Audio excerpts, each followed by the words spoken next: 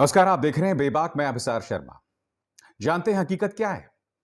हकीकत है सूरत की यह खबर, जहां 5 लाशों को एक ही चिता पर जला दिया गया और पांचों की पांचों मौत कोरोना की वजह से हुई। हकीकत जानते हैं क्या है? जिससे 15 दिन हुए थे पैदा होने में, वो कोरोना से मर गया। हकीकत जानते हैं आप क्या है? कि गुजरात की सरकार आंकड़ों को छिपा रही है, जबकि अहमदाबाद के सिविल अस्पताल से 100 लोगों की मौतें हुई हैं और यह पड़ताल वहां के एक स्थानीय अखबार ने की है। हकीकत यह है भी दोस्तों, यह वीडियो देखिए जो इस वक्त आपके स्क्रीन पे चल रहा है। पूरे स्क्रीन पर इस वीडियो को देखिए। यह एम्बुलेंसेस की लाइन खत्म नहीं हो रही है। जानते हैं आप क्यों? क्योंकि इन्हीं एम्बुलेंसेस में लाशों को लेकर जाना है। माइक पर अनाउंस किया जा रहा है कौन मर गया है। यह है हकीकत गुजरात की, यह है हकीकत इस देश की जनता की।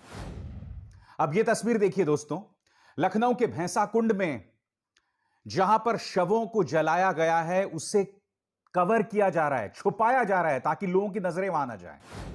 मुझे याद आ गया कि जब ट्रंप भारत आए थे तो इसी तरह से गुजरात की गरीबी को छिपाने के लिए इन्होंने दीवार खड़ी कर दी थी।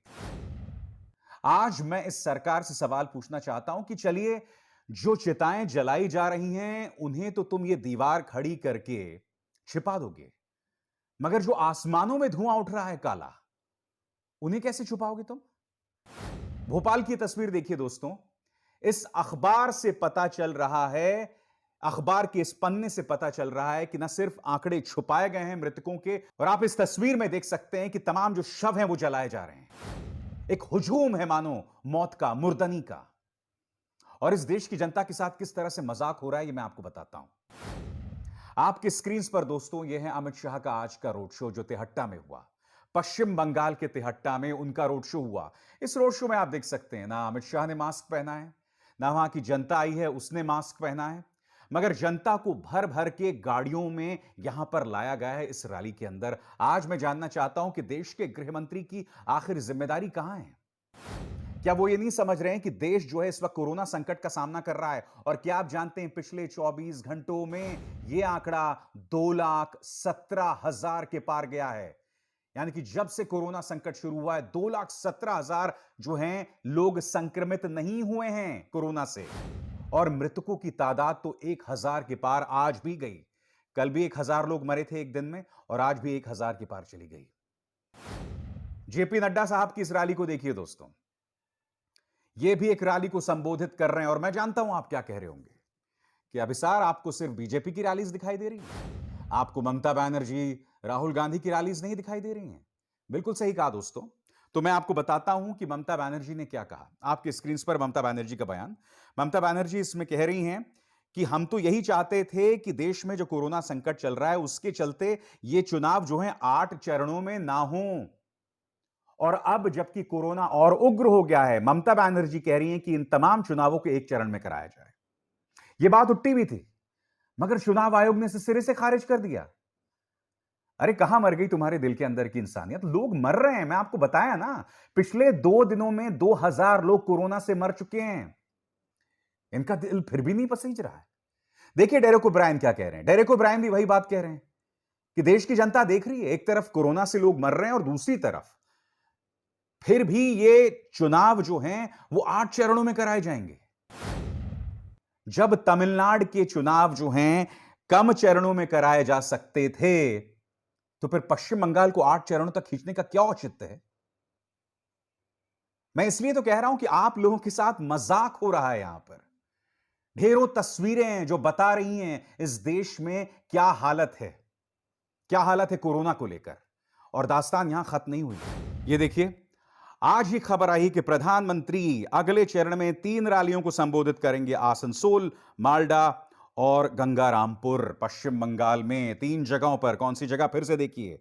गंगारामपुर, आसनसोल और मालडा। यानी कि प्रधानमंत्री नरेंद्र मोदी जो कि इस मुद्दे पर पूरी तरह से खामोश हैं। पिछले 3 दिनों में क्या प्रधानमंत्री ने इस मुद्दे पर कोई बयान दिया है? बिल्कुल नहीं दिया है, मगर रैलियों को वो संबोधित करते रहेंगे। उनके गुजरात में हालात बद से बदतर हैं, मैंने आपको बताया तस्वीरें, मगर वो रैलियों को संबोधित करेंगे। प्रधानमंत्री, मैं आपके एक बयान की आपको याद दिलाना चाहूंगा। जब आप देश के प्रधानमंत्री बने थे 2014 में, तब आपने गुजरात की जनता को क्या वादा किया था। मैं चाहूंगा कि प्रधानमंत्री के आप उस बयान को सुनिए और जब आप इन शब्दों को सुन रहे होंगे ना दोस्तों, तो गुजरात की उन मुर्दनी की तस्वीरों को भी याद कीजिएगा जो इस वक्त दिखाई दे रही हैं गुजरात के हर गली हर कूचे से। सुनिए उस वक्त हमें प्रधानमंत्री ने क्या वादा किया। मैं कहीं पर हूं, किसी भी रूप में क्यों ना हूं, 6 करोड़ गुजरातियों का मेरे पर हक वैसे का वैसा बना रहेगा।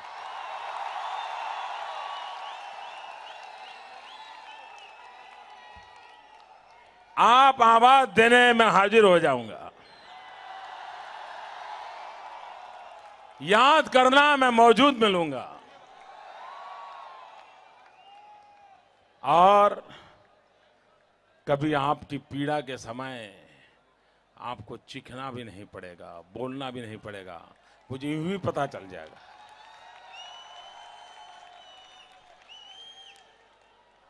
मुझे यूं ही पता चल जाएगा कि मेरे परिवार का कोई बीमार है। मुझे यूं ही पता चल जाएगा मेरे घर में कोई आफत आई है, और मैं आपका सिपाही हूं, मैं हाजिर हो जाऊंगा। आज सोशल मीडिया में यही ट्रेंड हो रहा है कि प्रधानमंत्री हैं कहां, कहां हैं प्रधानमंत्री। क्या प्रधानमंत्री को बोलने से कोई रोक रहा है? क्या प्रधानमंत्री के पास कोई मंच नहीं है? मैं आपसे यही पूछना चाहता हूं। प्रधानमंत्री ने इतनी रैलीज को संबोधित किया पश्चिम बंगाल में, क्या उन्होंने किसी भी रैली की शुरुआत में यह कहा कि आप लोग मास्क पहने, शारीरिक दूरी बनाए रखें?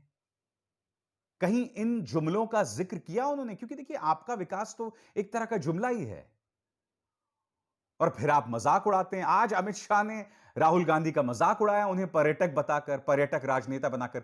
सुनिए पहले अमित शाह ने कहा क्या, और फिर मैं आगे आपको बताता हूं। अभी अभी हमारे देश में एक पर्यटक नेता है, पूरा चुनाव हो गया, राहुल बाबा दिखाई नहीं पड़े।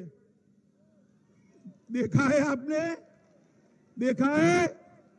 अभी अभी एक सभा कर गए और इन्होंने कहा कि बीजेपी का डीएनए कैसा है। राहुल बाबा, आप हमारे डीएनए की मत पूछिए। दोस्तों यही नहीं, आज सोशल मीडिया में पप्पू करके ट्रेंड हो रहा है, और जैसे कि आप जानते हैं कि भारतीय जनता पार्टी का प्रचार तंत्र राहुल गांधी का मजाक उड़ाता है। चलिए, मान लिया राहुल गांधी पप्पू हैं, तो मैं आपको राहुल गांधी के 2 बयान सुनाना चाहता हूं।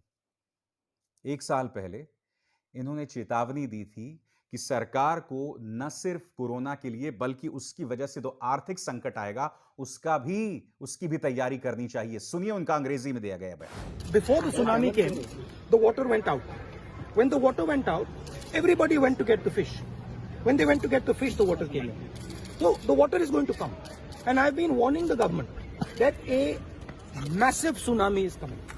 And they are fooling about, they are not clear about what they have.